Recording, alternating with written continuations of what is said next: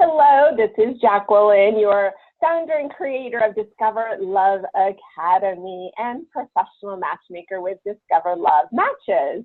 We're excited because we're on to our second quarter of amazing, incredible presentations. And the most exciting thing is that we keep bringing back such phenomenal people.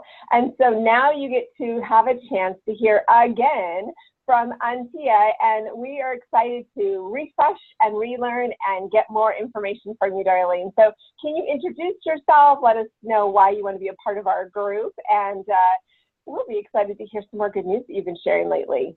Yeah, absolutely. Hi, everyone. My name is Antje Boyd. And for the last 10 plus years, and really 20 plus years combined with my husband, we've been helping over 1,000 women worldwide to attract the right man for them without any more trust issues. See, it's not just about attracting him, but truly maintaining him, keeping him, because I'm not excited when a woman meets the man, right? I get excited and I announce when there's an engagement, because that to me is, okay, you kept him, you maintained the relationship, right? You nurtured it to the level of engagement, if that's what you do, right? And I love that, because so often we just think, that's why when you said it, I was like, kind of did the whole jolt thing. Like, exactly. We think that it's just, I just have to meet the person. It's like, no, it's about how do you make the steps happen. Like my original tagline was always find love, enjoy love, keep love, because I wanted people to realize you can find it. There's so many people to love out there, but to actually enjoy it and keep it is so huge, and knowing how to do what is necessary to move to that next step. So I love that.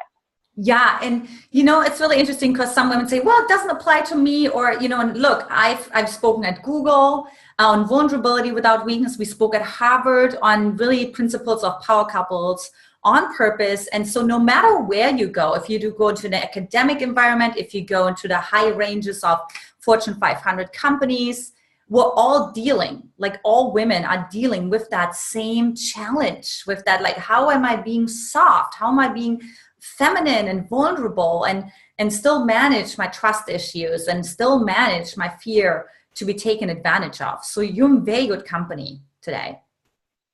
Absolutely. And I love that. I feel so much heart space with everybody that works with my group, and really knowing that it is, we have all this knowledge, we have all this information, but the fact of the matter is that your delivery is really going to make sense to people.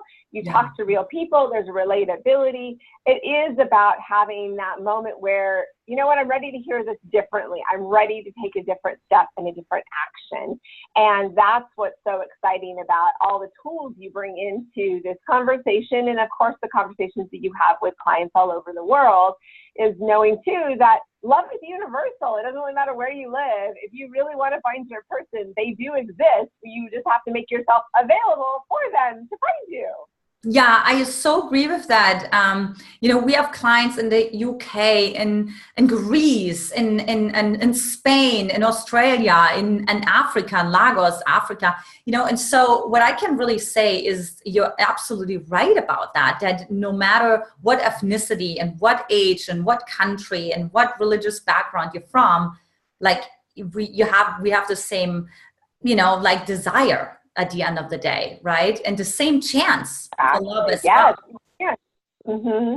And I think that's the part where we keep thinking if we're somewhere else, it'll be different. If we, didn't live here, it wouldn't be the same. But that's one of the great things you also bring into our conversation, is that you're working with people everywhere.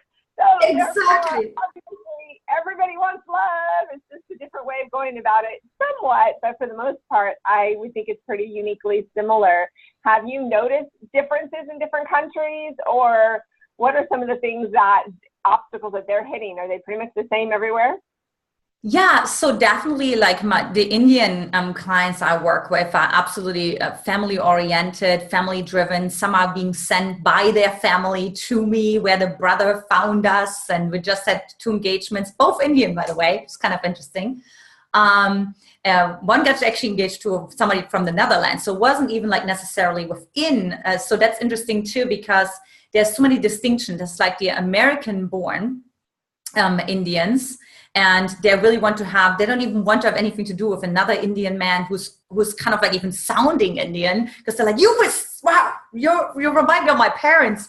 And then there's the very traditional Indians who are like, I almost want sort of like an arranged marriage, not quite, but I want something like in that middle. So they tend to be a little bit more traditional. And that was the other Indian client that I had, who really, that's a quick process. They're already getting married in April. They agreed on that a couple of weeks ago. So that's like a shorter process, and short engagement process. And I said, so what should can I announce an engagement? Because it's not really an engagement.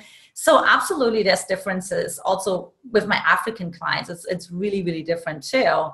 So there's definitely differences, but at the same time, when I talk to them, when I look at how did you grow up, the common denominator we always see is either there was a parent that was abandoning them in the first years of their life, or they even lost that parent, where they really had to grow up quickly and had to take care of a lot of siblings at once, and had to become this masculine, this like Miss Independent. I don't need anyone, and I can't really ask anyone for help because I need to help mom, or I need to help, right? Yeah, I get that.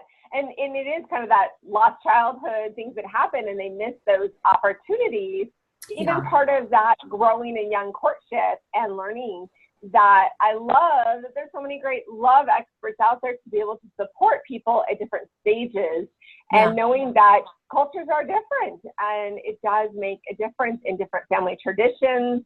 And also, what do they want to keep going from the history, or what do they kind of want to break free from? So I love that you really honor where each person's coming from, and so that it's genuinely what they want, not what fits into a little box and is, predefined. So true. I watch some of the reality TV shows like Married at First Sight, where I see that the experts are so invested, right? And just be like, no, let them figure out if it's the best for them. And certainly I help them break through their blind spots that they're not aware of, right? Or what they're not considering, like the distinctions that they're not making. Okay, am I coming from love, and is this actually like I'm just afraid of love, or is this actually a red flag, right? So I help them make those distinctions, but I'm not going to say, in no way am I going to say, but this guy, stay away from this guy, you should really go with this guy. Only that I can say, oh, now I have another couple engaged, right? So again, it's really about the long term. It's about, can they sustain and maintain each other, and are they going to be happy? I want to have happy clients. I don't know about you, but I want to have clients who call me and they have babies and happy faces. You know what I mean?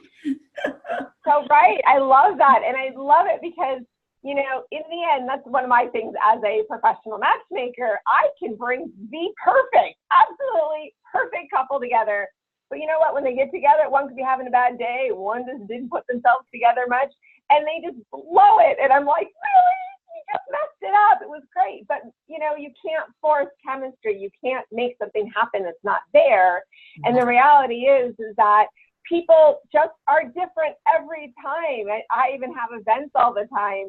And one time somebody will walk in and I was like, oh, they're kind of grumpy, or they didn't really put themselves together. So I don't know if I want to recommend them to be a match. Then they come to the next thing and I'm like, dang, they look amazing. And, those that saw them the first time aren't as impressed. Those that saw them the next time are. So it's always best just to bring your A game no matter what, because you never know who you're going to meet, where you're going to be at. But if you're happy and you're joy-filled, you're going to attract that energy versus being cynical and pulling away and making everybody work so hard to beat you. That makes such a difference. So it's huge what you're talking about. Yeah, and speaking of like first dates, first experiences, what I see so often is like this immediate judgment and this immediate wanting to be right and wanting to control the date. And I always say, look, if you judge someone, you're already being defensive. You're already judging yourself. And so it's really about like looking, okay, what are you afraid to be found out about, right? Because if we point fingers, if we judge, it's just because we're afraid that we're going to get judged. So we want to be first. We want to be first to the finish line so that the other person has to go into defense and doesn't even think about attacking us. And the reality is that we're just afraid of that. We want to be quote unquote found out, right? That's like this huge fear. I like that. That somebody. I don't think realize that that's exactly what they're doing. They're so fearful, and it's like that hidden view of they'll find me out. So I've got to run away from this before they can catch on that I'm not as amazing and incredible as they might think I am, when actually they might kind of like you, warts and all. Like, that's the thing. We do make it. I always say how people create their exit strategy before they even go on a date. They've already figured out all the reasons it's probably not going to work, so that's okay.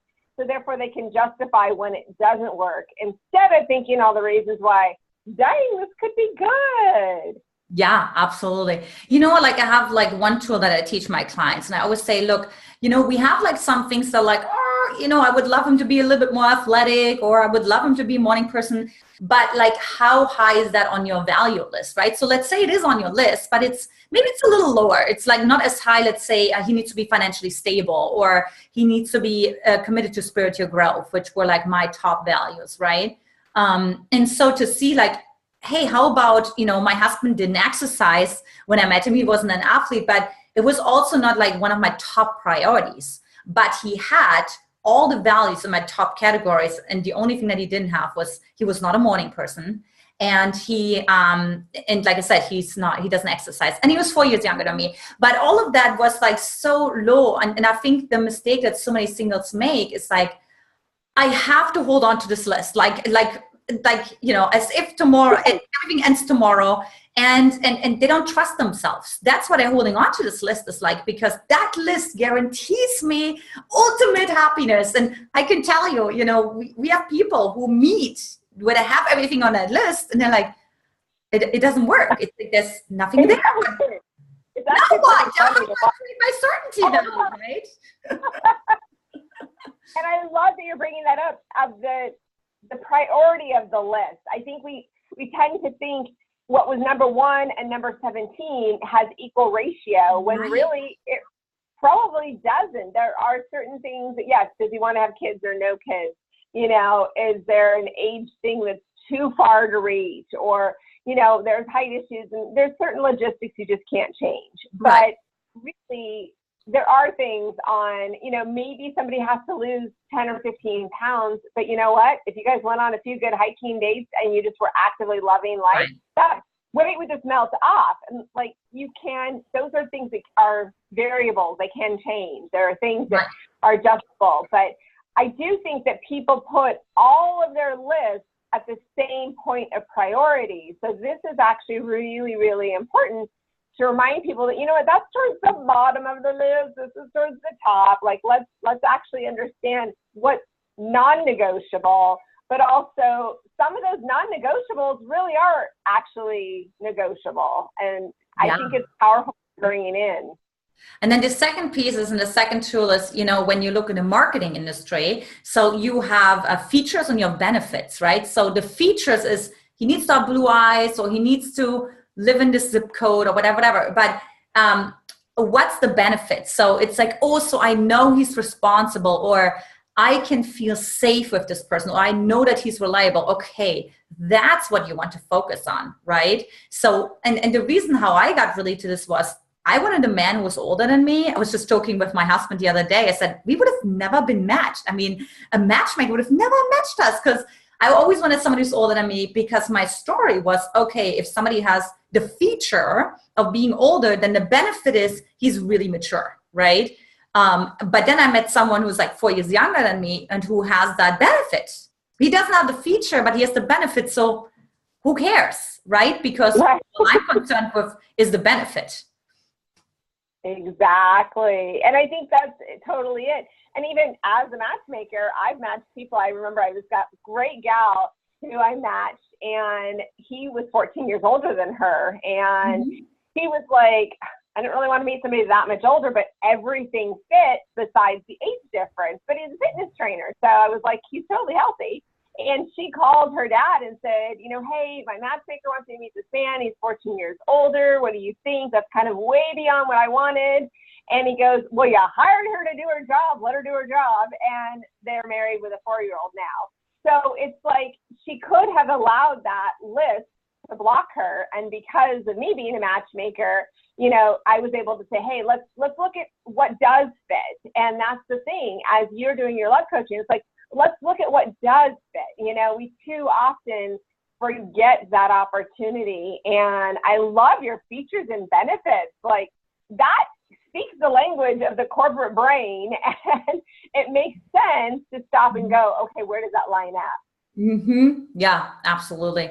Well, we're like, what we have to be aware of, that we work with the women who are listening to this, they have their guard up, right? They are this lobster in a shell, and so how can we help them to soften it, and how can we? Because I assume everything they're doing is bringing up, that's what brings up their guard. So I question everything they're doing, right, including the list that they have, and really seeing what's relevant, what's not. And what are they resisting? Are you resisting being sad or being angry? And you just, and just kind of like laugh it over. Or again, I see that so much in reality TV too, but also in my discovery calls, right? And see right away, oh, great. Okay, what's going on, right? Like, what is your judgment towards that emotion? Because I love all emotions as far as I'm concerned. So, but you seem to have a different relationship to that particular emotion, right? To that anger or rage or sadness. Now, rage is if you really suppress the anger. So rage is in a way not healthy, because it's really already, it's been so suppressed. And there's also something that happened is a projection, like a projection is on top of it. So, and it's interesting. I'm sure you've noticed this when you're working with a client. As soon as they start to describe, I'm spiritually gifted, so I can actually see the energy, but people's bodies are like kind of constrict when they're kind of thinking, maybe I want to date, but I'm not quite sure. And it's just that energy of pulling away, when it's like, you can't go out and meet people unless you open up some. So hearing you talk about the different lists makes me think of how many times people hear things and they carry some of that baggage from before and pull themselves away, when the goal is to open up. But that's scary to do if you've been hurt, neglected, or abused in any way, or whether it was even childhood, your upbringing, your high school, college years, or just a past relationship that sucker punched you. Like, you really thought you were onto something and you really weren't. And so there's so many layers to peel back in order to get to that soft spot. And look, I can also tell you, and my friend just said it the other day, she said, like, all my friends who are in happy relationships, they weren't instantly crazy attracted to each other. And said, yeah, because that system that makes you be so attracted to, it's actually like that old system. So if you grew up and you were emotionally neglected, you'll be crazy attracted to somebody who has that same profile and who's going to cause that same experience for you, right? But somebody who's actually going to be good for you and creates peace and quiet and content and everything that you actually need to balance, your system, not you, but your system will not be attracted to. And you just think, well, I'm a great guy, but there's no chemistry. So I think if it's like what you said before, if it's like sort of, well, I'll try, then lean in, because you are in the process of recalibrating your emotional guidance system, right? So you have to assume I like that. That guidance system is huge. Yeah. And that's exactly it, is that, you're realigning, you're refixing, you're readjusting. It is a shift in so many ways. And one of the comments I've gotten from clients, they'll ask, what's the one big surprise people have when they hire me as their matchmaker, is that the person they fall for is not who they thought it was going to be. We have such a preconceived notion, but then when you have somebody who helps you expand your thoughts, expand your perspective, and actually find somebody healthy for you to be with, not somebody that repeats all your past patterns. Yes, absolutely.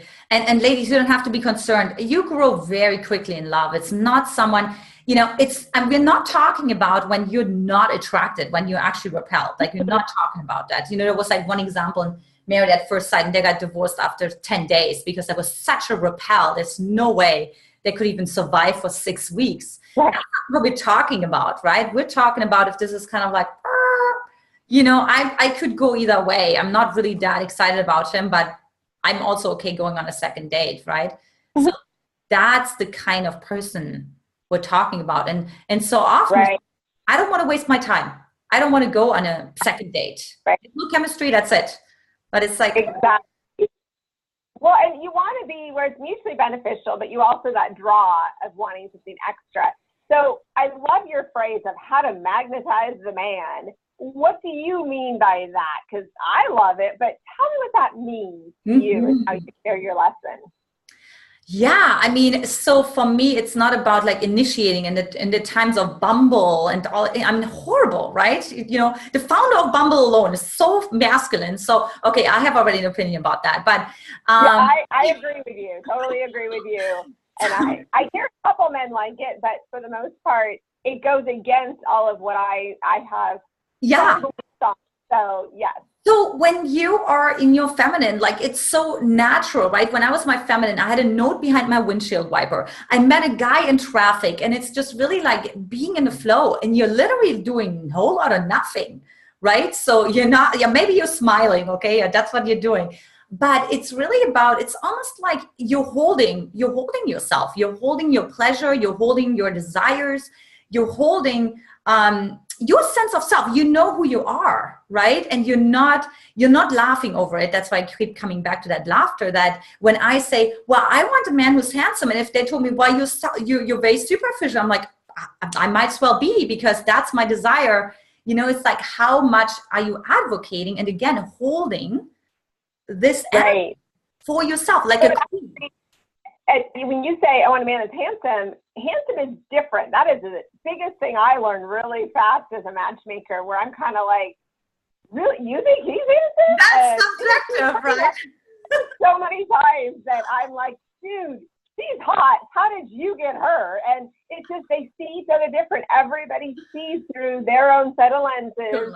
And there is that spark, and it has definitely opened my viewpoint on what is handsome, what is beautiful. It is in the eye of the beholder. You know, we are so conditioned to what we're attracted to naturally, but actually, thank goodness that we're all not attracted to the same thing, because that is the gift we give one another. And I love it, because you have to have a spark of chemistry and interest and intrigue with somebody to want to date them. But it doesn't mean your best friend's going to think your guy's hot. It doesn't matter. They're not in the equation. So I'm glad you bring that up. Absolutely. Well, but what happens is oftentimes when women really say, because they're so, what I see is the women that come to me are very comfortable with their pain. But when it comes to voicing what they really want and owning that and really saying, that's what I really want, I really deserve this, you know, it's like they're not advocating for it. They're kind of like almost having this internal dialogue of, who am I to think that I can have that? You know, who, you know, they have to see that other people say, who do you think you are? Like, you want somebody you want somebody to say that these women are so comfortable with their pain. Like, I'm feeling like our listeners are going, oh God, is that me? Like, that's a big statement. And it's true. It becomes their identity. It's their story. They've been using that story for so long that it becomes comfortable, but it's clogging up everything else. So I'm really glad you brought that in. Dig into that a little bit deeper, because that is pretty intense to stop and realize how many people listening right now are actually pretty comfortable with their pain because it is what they know.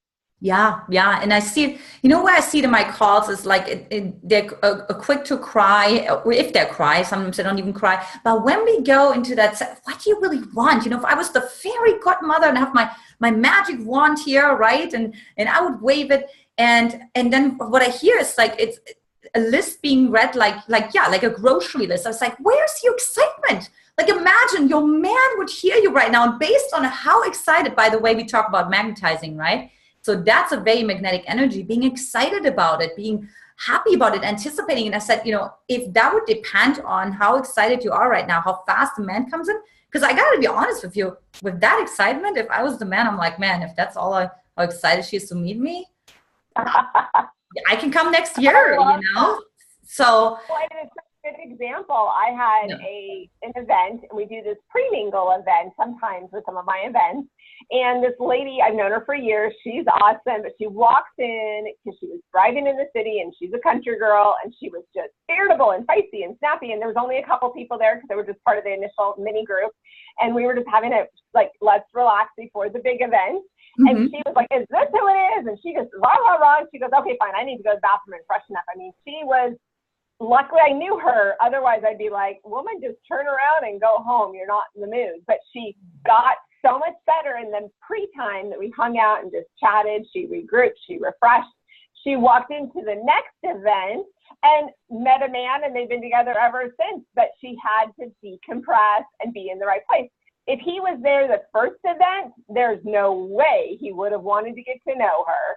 But because she did realign and regrouped and refreshed, she then magnetically, completely magnetized that man, and she has just been blown away by it. But it took really an attitude adjustment, and she was able to make it all in one fell swoop from one place to the next place. Like, even in a bad mood, that doesn't ruin your night. It just means, okay, hold on. Who wants to get to know you when you have that behavior? Absolutely. And, you know, when I learned one thing from my husband, when he took out men and really coached them also, which women to approach and which ones not, because they're actually for sure gonna reject you, right? And you know what I learned is, like, there's this light that men are looking for, and it's almost like they feel that light, that kind of energy, before they even see you visually. So they feel like, so let's say they stand in the peripheral, they feel this energy and they're like, whoa, who's that?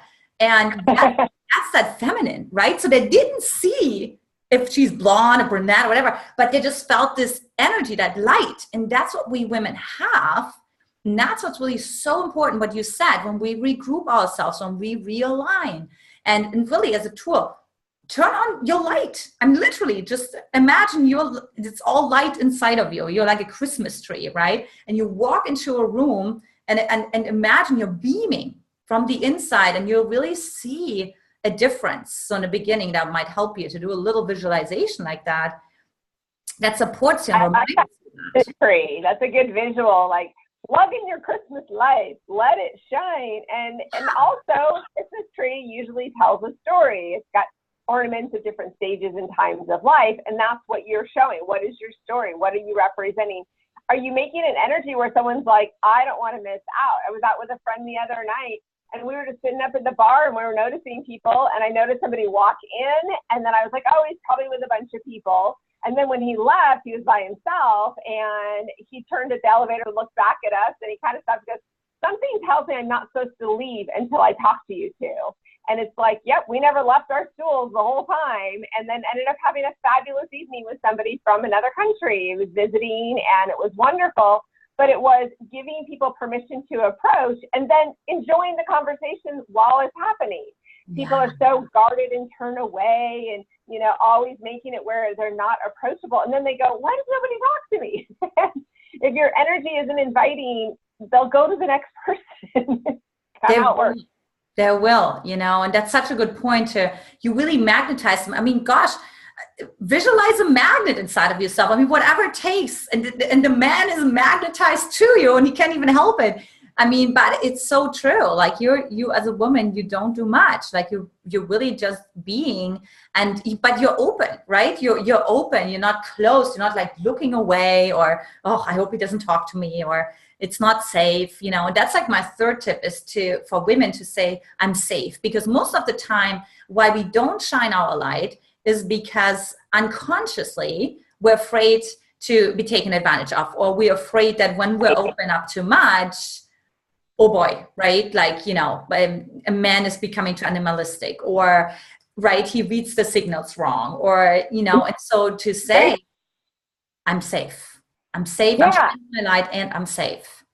Good. And I think that, you know, especially if you're doing a lot of online dating with, you've got no one telling you that they're okay, you know, create a safe space so that when you meet the person, you feel safe for that first introduction. Yeah. And then you can let your guard go down. I even tell them to meet you at the front door, so you're not wandering around the bar wondering which guy with the goatee is the guy you're supposed to meet. Like, people got to blend together. And so having that sense of what do you need to do to create a sense of safety, so that when you are going into that date, you are prepared for it to work. And, you know, it is scary to be vulnerable, but then we're scared of the world too. So we don't need to compound it with so much more. So I love how you're talking about it's okay to want to feel safe. And here's some ways to do that. So what are some of the next steps that you say to, help a woman feel safe to meet a new person, to let a relationship progress? What are some of those, like just mental triggers, space safety, communication safety? Those are so valuable. Yeah, absolutely. Well, it really depends on, usually the women that I work with are very other focused. So I really help them really come focused on themselves and just really say, have like reminders. Do you feel your feet? I would say, imagine your feet are 1,000,000 pounds, because that really helps them to be grounded in their body versus like being with the other person. And then they're losing themselves and, they talk for half an hour about sports that they don't even care about. So it's like, first practice is to be magnetic. Of course, magnetic, that word itself is for him to bring the energy to you, not like for you to bring the energy to him, right? If you're other focused, of course, if you're self-focused, you want to do the other way around. If you're always talking about yourself and you're always worried about yourself, right? So then you want to participate in the other person. So that's number one. You really want to find out, where am I here, right? Am I self-focused? Or am I other focused? Now, for the most part, the anxious masculine women are very, very other focused, because they're very driven. It's all about admiration. It's all about getting acknowledgement and approval from the other person, right? From the other man. So to really say, how do I feel? Am I enjoying myself? Versus thinking, oh, how can I impress him? I don't even know if I like him, but I already want a second date. Yeah, am I enjoying myself? Like, we forget to stop and say that. We're so like, how's he doing? Does he look like he's happy? Is he having a good time? Yeah. I really appreciate you stopping and saying, women, ask yourself if you're enjoying yourself. Because you know what? He's either going to step up and love you having a good time, or he's still not your person if he is not even aware of what makes you feel good. Yeah, absolutely. And I think that really goes a long way, because you really want the man to open up about himself. You don't want to be so much in this like impressing mode, but you want him to also get into the mode that he wants to impress you. He wants to make a good first impression upon you, right? So that's definitely number one, is to really put yourself first and put yourself. I always like tell my women, like, imagine you're sitting on a throne. When a queen sits on a throne, she lets everything come to her. I've never seen a queen like lean in and do all this and like serve everyone else, right? It's like, no, wait, hold on. She's being served. Yeah, I would like that. Very delightful. Thank you very much. And watch your body language. Don't lean in too much. Watch how is he leaning in, right? I would only mirror how much lean in I get from him. Ideally, really start with a relaxed body language, like really lean back, lean a little out, and see if he comes in. I love that you bring this up. We were just having a Find Your Valentine event, and a gentleman was talking about just body language and dating. Yeah. He goes, yeah, you can tell if the gal is interested if you lean in and she goes way back. But at the same time, if she leans in enough but invites you forward more, he commented in how much that helps men to know. And that's the thing. Like, you have to give a signal, but you don't want to be so in their space that they're like just breathing your air. And it really makes a difference when he has room to approach. I like that.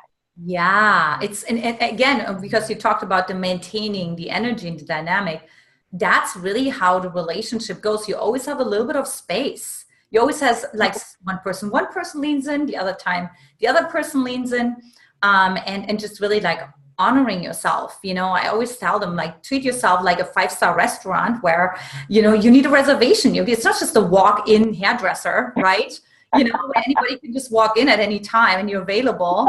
Exactly. Right. But it is more sacred. Like, you have to have a reservation to meet me. I'm right. a big fan of that, so I like that. So as you work with people and you talk them through this, how do you get them to that place where they're realizing they're dating towards becoming in a relationship where they're not bringing in the baggage, the old junk, they're really moving into that family of their own? Yeah, absolutely. So the question was, let me just repeat it. So the question was like, how can a woman like really leave her baggage behind and move into a relationship that she's no longer, at least she does the best she can to not project any old baggage onto the relationship and really create something new? Exactly. And really fresh, like Perfect. start their own family, like their own traditions, their own things, let go of the exes, let go of the past, so that they can move in as a couple, as a family, and start a life together. Yeah, absolutely. I think the biggest thing is, so there's something called internal representations. And so we have labels. So let's say bitch or a freedom or like, I mean, anything, right? But if I were to ask you, when you say freedom, what does that mean to you, right? So even the simplest words, when you say relationship, when you say exclusive, what does that mean to you? So I think number one is clarity, to not assume. You would be shocked. I mean, when I did my trainings and everyone had a different definition of peace, right? I mean, there's like 50 people in a room, but has a different definition of that, because everybody has a different internal representation and a different map of their territory. And so that's number one, because that again, because otherwise you're like, oh, when my ex said peace, this is what he meant, versus saying, oh, this. And then the other piece is to actually say, I have those triggers. So when I went into the relationship with Brody, I did say, you know what, in my relationships, I tend to be more on the anxious side. And here's how I learned to cope with it. And I want to speak with it because I don't want to just withdraw and say I need to source myself. And then you wonder what's going on, right? And that opened up the dialogue for him, that he's like, you know, my relationship has been a little bit more avoidant. And here's what I'm going to do when that happens. So it's actually talking more about it. I think people try to talk less about it because they don't want to burden the other person. But you can talk about it in a way where you still take responsibility. Look, if I were to say, well, Jacqueline, you know, I'm needy and you have to deal with it. You know, you're my partner now, we're moved in together and you got to put up with my jealousy and my clinginess, and I'm possessive. So you got to deal with all of that. You got to figure it out. It's your problem to solve, right? That's different than saying, you know, I have this awareness about myself and sometimes I'm dealing better with it than other days. And I just want you to know about it. And that's how I deal with it right now. And maybe we can talk about it more. You know, what else we can do to make this owning your truth, owning where you're coming from is huge. But I love how you're referring to talking about this as we're getting to the point of moving in together mentality, where so many people, I refer to it as word vomit, where they're on a date and they just like blah everything. And then they wonder why the person's not interested. And I'm always like, they have to actually be invested enough to want to hear all that. But you have to be aware that we don't need to know everything, but we do need to know it in stages. So you're bringing up really good points of owning where you're coming from, but also not letting that define you in this relationship. Oh, it's so important. And I love that you say that, because one thing I tell my women, even start with online dating, like always just have like a little snack, a little ahi tuna, like don't, you know, sell them to the next step. Again, we're going back to sales and business, right? But honestly, you sell them to the next step. The next step is to contact you. That's it. They don't have to make a decision if they're going to marry you, if they're going to have kids. So there's no need that you need to say, I hike and I bike and I love this and that. You know, just write about your favorite song, or what's your favorite song, whatever. You know what I mean? Just like write a paragraph, write something personal, give them an experience. I think we're so factual, like so logical. Okay, I like this, I like this, I like this. Versus like creating, how can you create an experience for a person? You know, concept. I love that. And an experience is so powerful. I feel like people just mush into the next person, like they all start to look the same, act the same. And when you're on a date, you've got to stand out. So creating an experience is powerful, even in your conversation, even in the fun things you do, the spontaneity, the go to something else kind of attitude makes a big difference. Yeah. So what I mean by that, because people are like, well, what the heck do you mean? You know, what I mean is like, ask him, you know, if he was an animal, what would he be? Or, you know, if he was a country, what would he be? And just have so much fun. I had one guy and he said, if he would be a kitchen utensil, he would be a spoon and he would have a French accent. And I mean, it was just hilarious, right? And then he was making the French accent. And I think it's so important to like, be yourself. Of course, don't fake it, but be happy, be fun. Don't have like, you don't need to have those like super deep, heavy conversations right out of the gate. Just have fun. You know, you're like two toddlers in a sandbox. You know what I mean? At least get to the second date before you load it on, but I think it should go a little further. But like make it where somebody actually want to go out with you again. But if you're so downer and drama and all these extra pieces, and I hear from people all the time telling me that I met somebody wonderful, but they were still talking about their ex so much, or they were so caught up in family drama and dynamics that they kind of left tired after the date. And it's like, you know, if you're dumping and shoveling on people, it's no fun. Nobody wants that. So you are spot on. Like make yourself somebody who wants to date you again. Woo, that's a tough concept, but it actually isn't as easy as you think. Absolutely. You know, and that's the thing, like, so because my women are more coming from an anxious attachment style, you know, they think like, let me tell you everything so we can see right away if you're, you know what I mean? Like if you can take it all or not, because then I'm out. And so that way I don't get attached to you. And so I'm like, oh, it doesn't work that way. We saw that with Crystal on The Bachelor this season, right? Like the first date she had, she just said, here's everything I'm dealing with. And do you still like me? You still like me? Right? So no, oh my gosh, right? You know, that's exactly. like what not to do. And again, that's what I talked in the very beginning about, this holding, like hold it. You do not, you know, hold that value of yours, hold the stories, and really trust that, you know, you take one step at a time, and you don't, you know, and you're being with your own uncomfort that, yeah, you don't know how he's going to react when you mention that to him. But the more confident I always say, be secure in your insecurities. So the more secure you are with that, the higher your chance of success. Because, you know, one thing that my husband always tells me, men look at how women relate to their own problems. They actually don't care about the problems itself, but they look at... That's an amazing comment. Yeah. It is very, very true. Well said.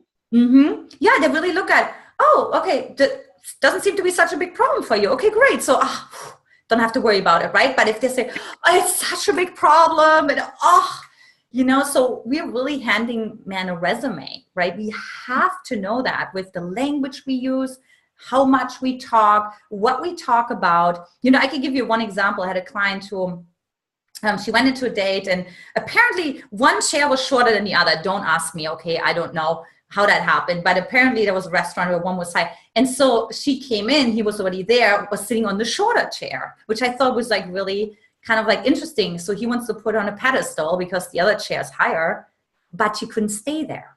See, that's the energy, right? It's like what we want to practice is, can you stay on that higher chair? Can you stay in that uncomfort? Oh, that's juicy. And that's a good one, because that is true. Right? Most people come right out of it and they just don't even know what to do. Right? They're like, oh, let's shift. And that's what she ended up doing. I said, isn't that interesting? Here we are talking about pedestals all the time. He's putting you on a pedestal, but then you decide to put him on a pedestal because you can't hold the throne, the crown, right? You couldn't have light on herself and couldn't have that energy right there. And that makes a huge difference. Yeah. So what do you feel that gets people to move, like if you talk about new techniques to get married, you know, there are so many people that they're tired of dating just to date. I believe there's a big difference between dating to date and dating to be in a relationship. And so what are some of the techniques that you've found that really help people to get from dating to a relationship that leads to marriage? So in my own relationship, or like with my clients? Your professional advice through your own and through your clients. I think the biggest thing is to be true to yourself, like to express all of your emotions. Because so with Brody, I was expressing all of my emotions. I mean, he proposed to me the day after I threw the biggest fit. So, but it wasn't authentic. It wasn't like, oh, today I want to be a bitch, you know, today I want to be in control. But it was a real emotion that I had to move through.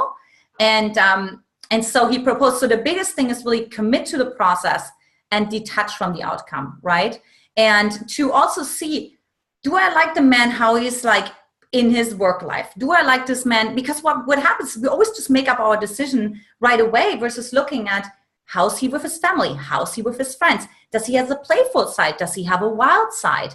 You know, or is he more like, oh, you know, he's not really taking that much of a risk. He's a hard worker and he's a great dad, but he doesn't have this masculine edge. He's like, there's something that he's afraid of, or he's constantly this inner boy, right? And so I always tell women, like, observe a little more. and learn about each other, because that's when you actually move into the relationship, because the man feels that you're coming from a place of choice versus coming from a place of need, right? Like, I need you. Okay, I already decided you're the one, and I'm not even taking my time to decide.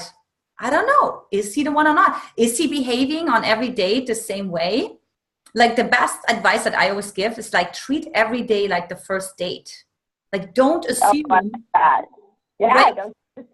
Mm-hmm. That's your for sure short way, if you're a match, of course, that you end up in a relationship, because you're both in the moment. There's no assumptions, because we talked about earlier with the baggage, right?